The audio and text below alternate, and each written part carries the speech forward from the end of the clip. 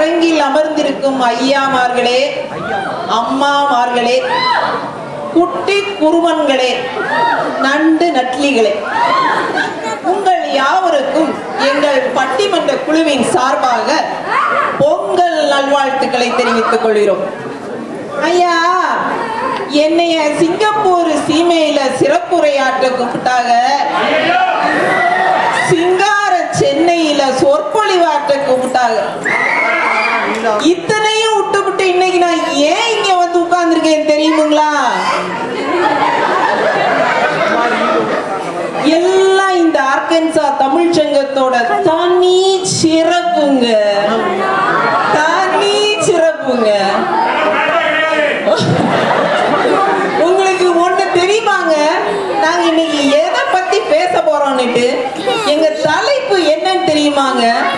ரொம்ப சுலபம் தான், ஆனா உங்களை மகிழ்விக்கிறதா இருக்கும். கண்டிப்பா கண்டிப்பா இருக்கும். என்னன்னு கேட்டீங்கன்னா ரொம்ப சிம்பிள், ரொம்ப நல்ல தலைப்பு. என்னன்னு கேட்டீங்கன்னா, இட்லிக்கு மிகவும் பொருத்தமானது சட்னியா இல்லை சாம்பாரா? இதுதாங்க, இதேதாங்க. கேட்கும் போதே பாருங்க நாக்குல எல்லாருக்கும் அப்படி லைட்டா என்ன மாதிரி ஒரு தலைப்பு.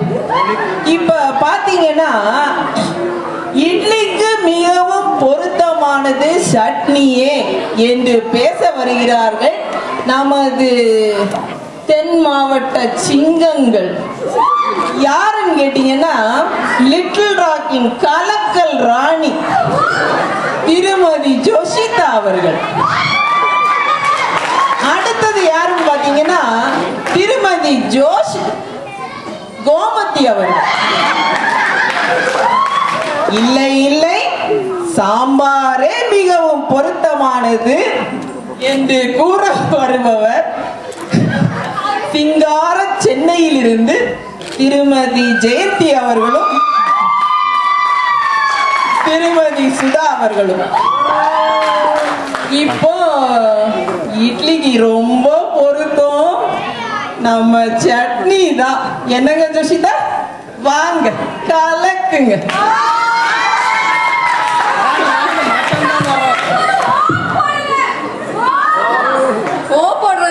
மைக்கு ஒர்க் ஆகுதான்னு டெஸ்ட் பண்ணி பார்த்துக்கிறேன். அனைவருக்கும் இனிய பொங்கல் நல்வாழ்த்துக்கள்ங்க. நான் இங்க பேச வந்திருப்பது சட்னியோட புகழை பத்தி தாங்க. பொதுவா என்னங்க, பொதுவா பாத்தீங்கன்னா இட்லி சட்னி சாம்பார் அப்படிதான் சொல்லுவோமே தவிர இட்லி சாம்பார் சட்னின்னு யாருமே சொல்றது கிடையாது. இதுல இருந்தே தெரியுது நம்ம சாம்பாருக்கு எவ்வளவு முதல் மரியாதை கொடுக்கிறோம்னு சொல்லிட்டு. புரியுதுங்களா? சாம்பார் இட்லிலாம் எங்க மெனுல இல்லைங்க. இருங்க, ப்ரிப்பேர் பண்ணிட்டு வந்ததை பேசுவோம். ஒண்ணு இல்லைங்க, கொஞ்சம் காத்து வருது, கை கொஞ்சம் ஒத்துருது, தட தட தட தட ஆடுது. நடுவர் அவர்களே, வாய்ஸ் பாக்ஸ் அப்பப்ப ஆஃப் ஆகுது. ஆஃப் ஆகுது, ஒண்ணும் பண்ண முடியாது. ஒண்ணும் பண்ண பாருங்க, நடுக்கத்தை பாருங்க.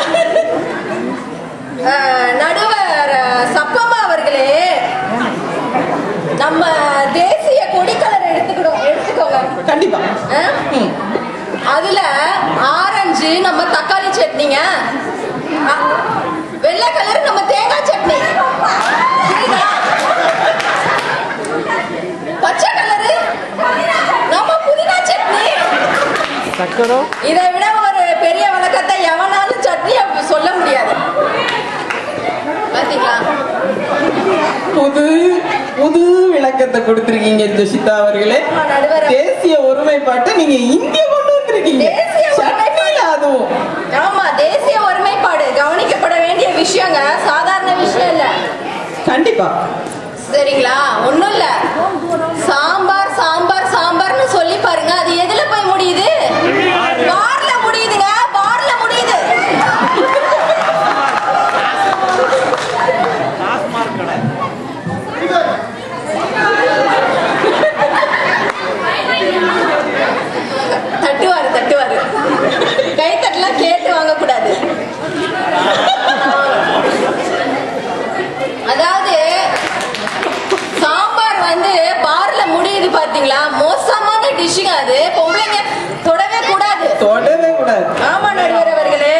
கண்டிப்பா.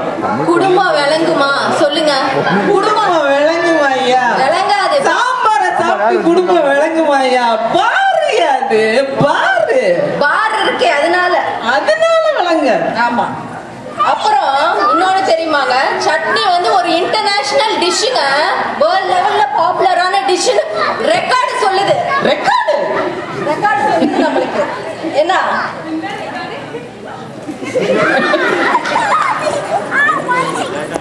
இந்த ஊர்ல இருக்கவங்கள்ட்ட போய் சட்னின்னு சொல்லி பாருங்க, சட்டுன்னு புரிஞ்சுப்பாங்க.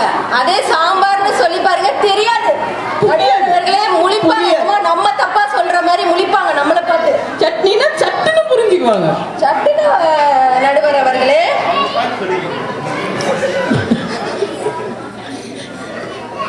எப்படின்னா சட்னி இல்லைன்னா ஒண்ணுமே இல்லைங்க.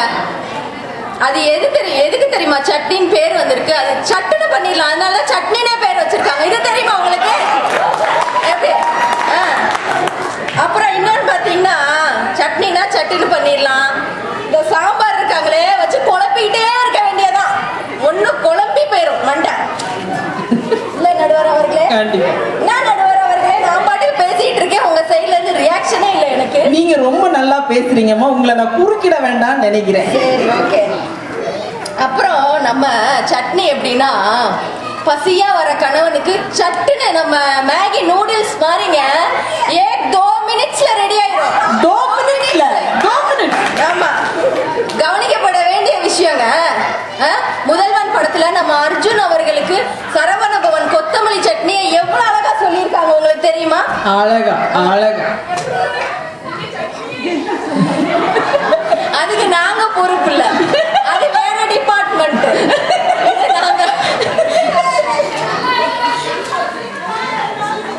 ஆமா, நம்ம ஊர்ல குஷ்பு இட்லின்னு ஒண்ணு கேள்விப்பட்டிருப்பீங்க, சரிங்களா? அதுக்கு வந்து நம்மளோட சட்னி தாங்க பொருத்தமான டிஷ். சாதாரண இட்லிக்கு வேணா இந்த சாம்பாரை வச்சுக்கலாம், ஆனா நம்ம ஊரு குஷ்பு இட்லிக்கு நம்ம சட்னி தான் பெஸ்ட் காம்பினேஷன். புரியுதுங்களா? அதான் இதுக்கு மேல பாயிண்ட்ஸ் இல்ல.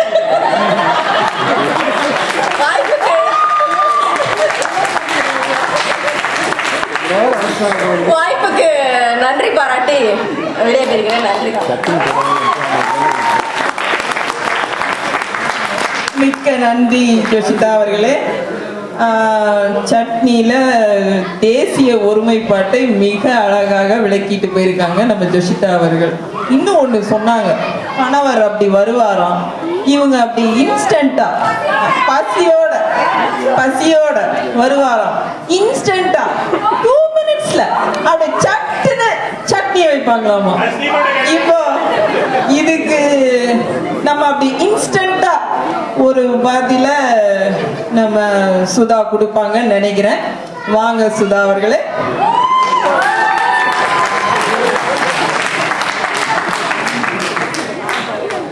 வணக்கம், அனைவருக்கும் பொங்கல் நல்வாழ்த்துக்கள். எல்லாரும் இன்னைக்கு காலையிலே இட்லி பொங்கல் எல்லாம் சாம்பாரோடு வச்சு சாப்பிட்டுட்டு நல்லா தெம்பா ப்ரோக்ராம் பார்க்க வந்திருப்பீங்க. நானும் அப்படிதாங்க சாம்பார் பற்றி பேச வந்திருக்கேன்.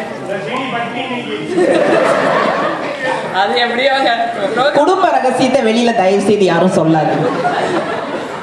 ஜோஷிதா வந்து சட்னி பத்தி பேசுறேன்னு சொல்லிட்டு சாம்பாரை நல்லா தூக்கி நிறுத்திட்டு போயிட்டாங்க. முதல் மரியாதையா என்னென்னவோ சொன்னாங்க. என்ன சொன்னாங்க? இட்லி சட்னி சாம்பார் தான் சொல்லுவாங்க, வரிசைப்படுத்தினாங்க. ஆமா, அது எப்படி இருக்குன்னா, தலைவர் அவர்களே, மாதா பிதா குரு தெய்வம் மாதிரி. மாதா பிதான்னு எப்படிங்க, வீட்டோட தான். சட்னி அப்படிதான், ஆனா சாம்பார் வந்து தெய்வம் மாதிரி. தெய்வம். அப்புறம் தேசிய ஒருமைப்பாடு அது இதுன்னு என்னமோ கலர் கலரா ஜிங்கிச்சான்னு பண்ணிட்டு போனாங்க. எதுங்க தேசிய ஒருமைப்பாடு? தனித்தனியா சட்னி அரைச்சு கலர் கலரா காமிக்கிறதாங்க தேசிய ஒருமைப்பாடு. சாம்பார்ல பாருங்க, 2 கேரட் 2 உருளைக்கிழங்கு 2 குடமிளகா போடுங்க, அதே கலர்ஸ் வந்துடும். எல்லாம் சேர்ந்து ஒரே கலவையா ஒத்துமையா